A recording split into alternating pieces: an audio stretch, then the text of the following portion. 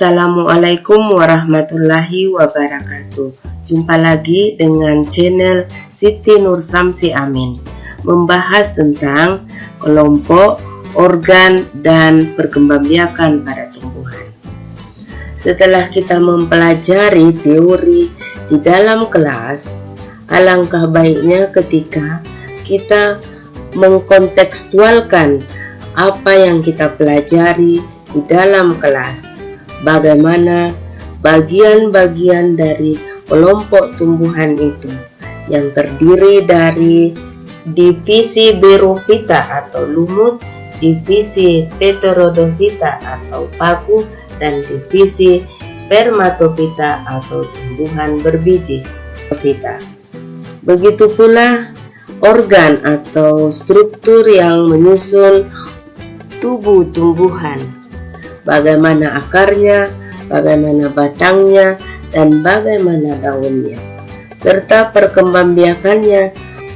Misalnya untuk menanam ketela pohon dapat menggunakan batang. Dengan ruang raksasa itu, maka kita mampu mengkontekstualkan teori-teori yang kita dapat di ruang kelas itu. Dengan ruang raksasa ini, kita dapat mengenal bahwa kelompok tumbuhan terdiri dari dua, berpembuluh dan tidak berpembuluh, sedangkan organnya terdiri dari akar, batang, daun, dan bunga, serta biji. Melalui ruang raksasa ini pula, kita dapat mengenal struktur dan fungsi jaringan tumbuhan. Contoh pada tumbuhan lombok mempunyai bentuk daun melengkung, tomat melengkung, sedangkan sirsak menyirip, dan stroberi melengkung, dan rambutan menyirip. Ketika kita melihat daun salak, daunnya berbentuk sejajar. Begitu juga padi sejajar dan daun pandang sejajar, jahe sejajar. Sementara untuk tumbuhan jarak melengkung. Mengapa hal ini terjadi? Karena tumbuhan yang berbiji itu ada yang berkeping satu dan ada yang berkeping dua. Ciri khas untuk tumbuhan berkeping satu, daunnya sejajar. Untuk pohon bambu, batangnya bercabang sedangkan daunnya sejajar.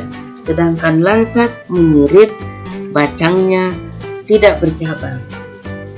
Daun manggis menyirip, cadangan makanannya di buahnya. Daun ubi menjari, cadangan makanannya di akar. Mengapa karakteristik tumbuhan berbeda-beda? Pada daun coklat menyirip dan cadangan makanannya di buah, sedangkan pada kunyit cadangan makanannya ada pada batang. Kelapa daunnya sejajar, batangnya tidak berkambium. Nangka menyirip.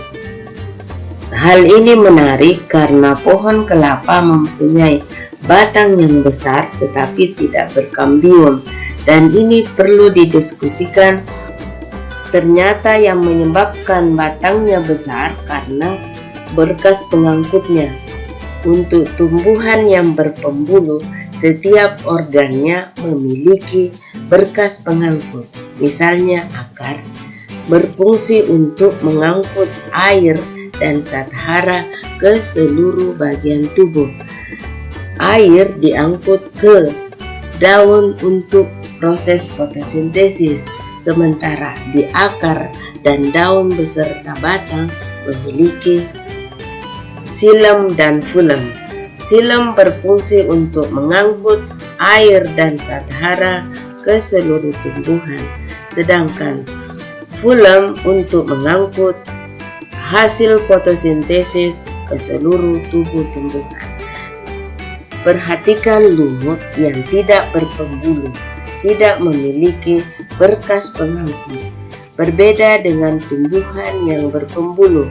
Tumbuhan berpembuluh ada yang berkembang biak dengan spora yaitu paku, dan ada yang berkembang biak dengan bunga yaitu spermatopita.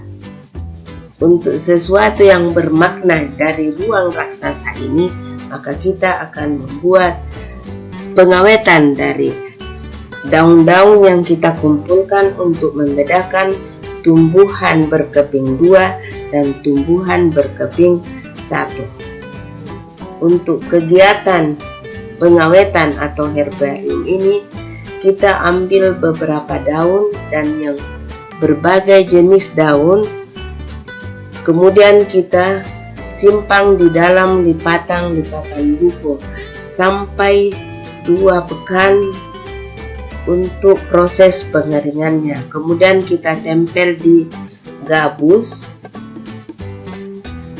membedakan antara tumbuhan dikotil dan tumbuhan monokotil dari bentuk daunnya. Setelah 2 pekan, berikut presentasinya.